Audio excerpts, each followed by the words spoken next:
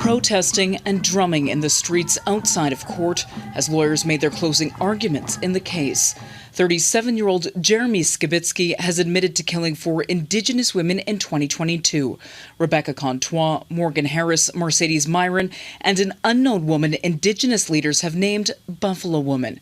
Skibicki has pleaded not guilty to 4 counts of first-degree murder in their deaths. His lawyers are asking him to be found not criminally responsible, arguing he was suffering from schizophrenia at the time of the killings.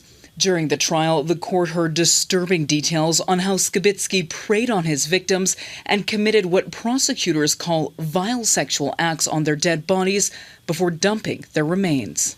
The Crown says the killings were purposeful and racially motivated.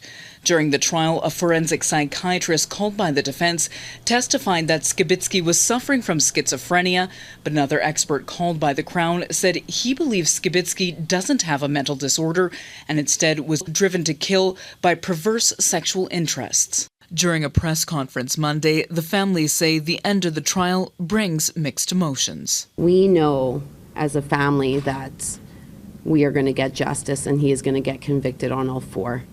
There is no grounds for an NCR. He has nothing to reach for anymore. The remains of one of the victims were found in a dumpster and a city-owned landfill in spring 2022, while 2 other victims are believed to be in another landfill outside the city. That has prompted calls to have that site searched. As for the 4th victim, Buffalo Woman, the location of her remains are still unknown. Farah?